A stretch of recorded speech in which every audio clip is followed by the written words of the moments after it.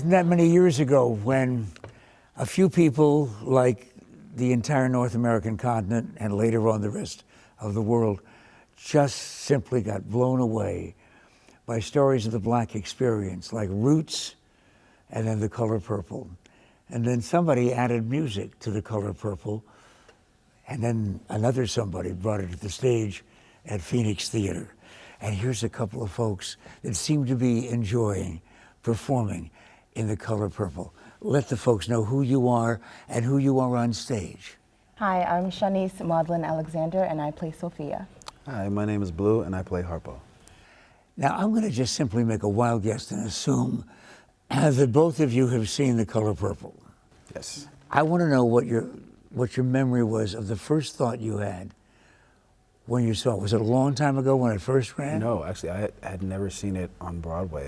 The first time I saw it was in Chicago. And I remember thinking how disturbing it was, Yes. just for me as a child watching that, but also knowing how real and how connected it was to me. There's a lot of heart, a lot of warmth, but there's a lot of violence. And as our friend here said, it can be disturbing. How did you feel?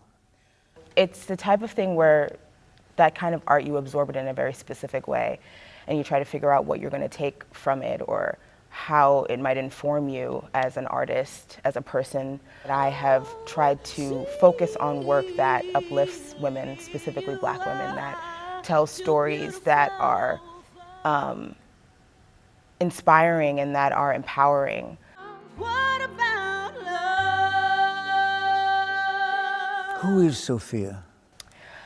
Sophia to me is this wonderful, loving woman who had to learn very early on to defend herself.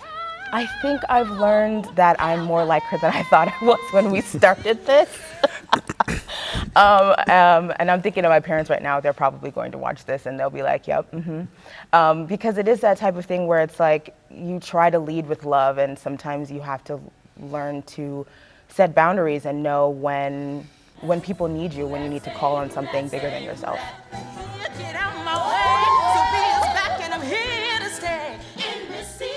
Tell us about Harpo and the fact that you have to constantly deal with the folks who think that it's one of the Marx Brothers.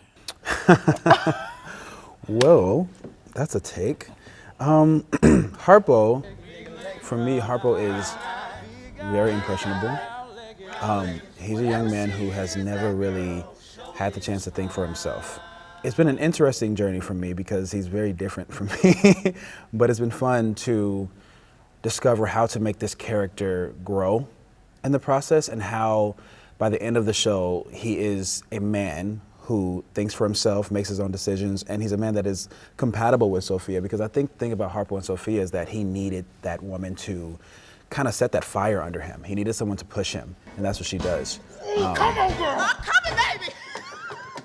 So now you have about 127 reasons why it is that you should see The Color Purple, but there's not a lot of time left, so make your decisions really soon. And if you're still not convinced, how about if we give you another reason musically with the help of music director Kevin White? This is the music from The Color Purple.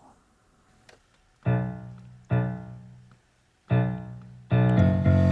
fed the chickens and I chopped the wood and I put up the peaches like you said I should. I mended the fences and painted them too. Is there anything I can do for you? I milked 12 heifers by the early morning, then I shoved about 100 ears of corn. I scrubbed all your britches till they look brand new. Now is there anything I can do for you? Any little thing you might want me to. I rub magnolia petals on my skin. I cut my toenails, shave my chin. I'll turn out the light. I'll pour the brew. Now is there Anything else I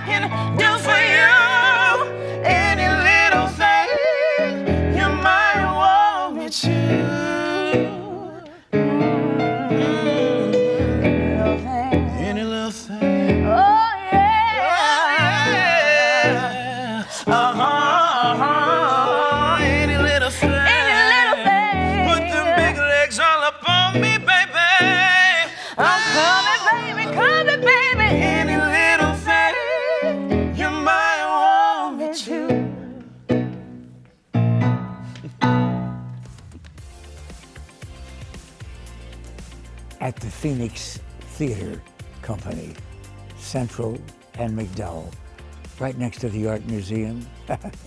You're not going to miss this one, are you? Thank you.